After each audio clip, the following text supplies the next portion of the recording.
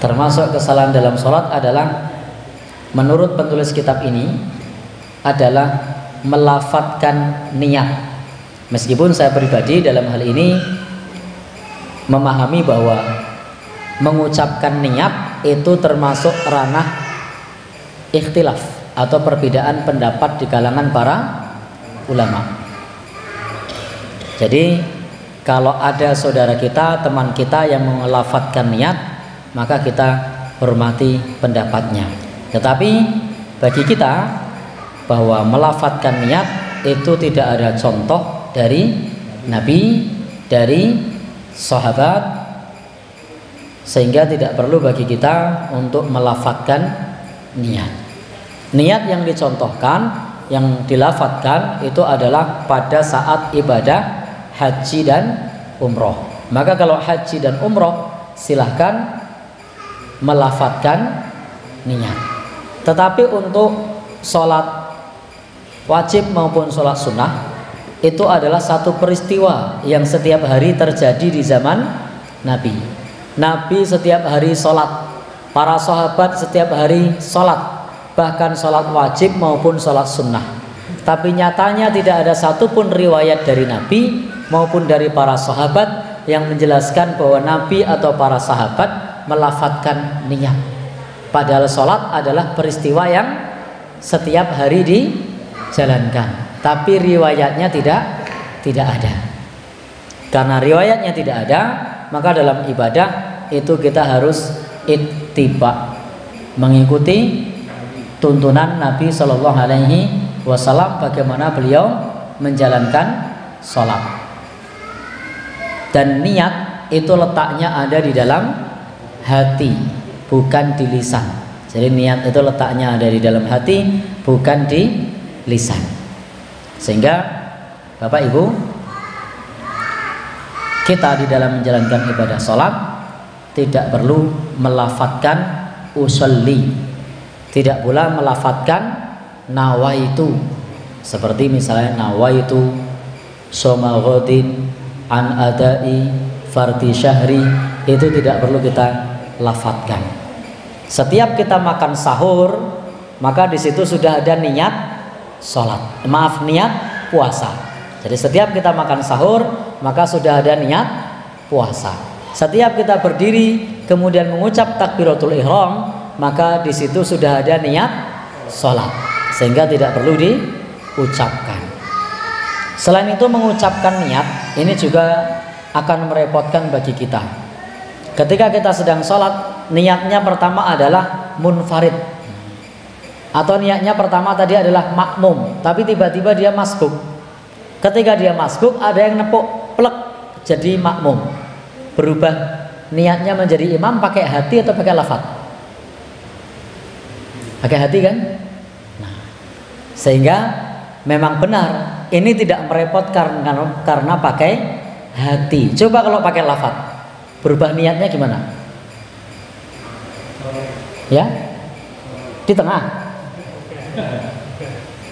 Tadi kan kita sholat sendiri, sudah mengatakan sebagai sholat munfarid. Tiba-tiba dapat rakaat kedua ada yang plek begitu, bilang usolli. Ya, batal enggak kalau bilang usolli? Ya. Ya, tidak usah diucapkan, karena itulah hukum asal, niat tidak perlu diucapkan. Ya, jadi niat tidak perlu diucapkan. Andai perlu diucapkan seperti tadi, ketika kita tadi sudah Allahu Akbar, niat sendiri ya, tiba-tiba datang plek, lalu jadi imam. Berarti kan dia berubah niat. Berubah niatnya dilafadzkan atau tidak? Tidak. Berarti niat dilafadzkan atau tidak? Tidak. Kalau dilafadzkan gimana di sini? Pas ruko atau pas dapat sujud misalnya, tiba-tiba ada di samping kita yang jadi makmum. Lalu apa yang kita ucapkan? Cukup berubah niat dalam hati atau diucapkan? Dalam hati.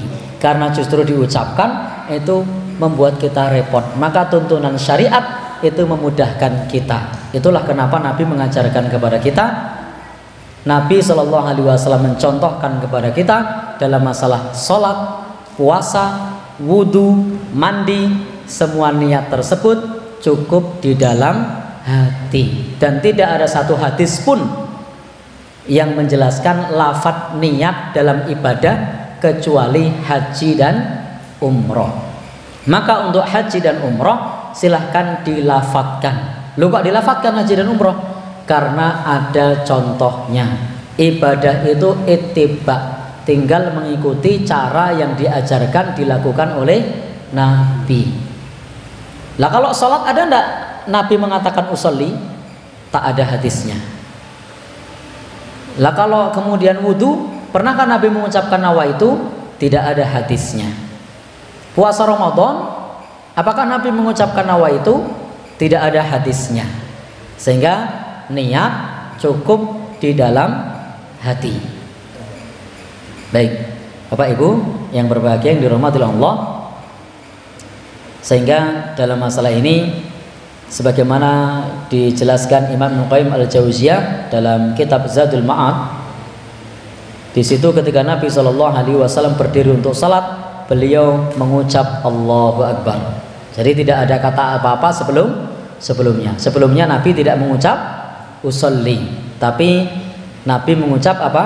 Allahu Akbar, takbiratul ihram. Tidak dijumpai adanya suatu riwayat dari para sahabat atau dari para makmum Nabi yang mengucap usolli. Maka untuk melafadzkan niat itu tidak ada dalam hadis yang sahih, juga tidak ada dalam hadis yang dhaif. Tidak pula ada dalam hadis yang hasan. Jadi melafadzkan niat itu hadis sahihnya tidak ada, hadis dhaifnya tidak ada, hadis hasannya tidak ada. Jadi tidak ada hadis melafadzkan niat, baik yang sahih, yang dhaif maupun yang hasan, itu tidak ada. Sehingga tidak perlu dilafadzkan. Namun demikian kita menghormati pendapat orang yang mengucapkan nawaitu atau mengucapkan usolli, karena ini bagian dari perbedaan pendapat. Tetapi untuk kita tidak melafadzkan niat, karena niat letaknya ada di dalam hati. Lafadz niat hanya ada dalam ibadah haji dan ibadah umroh.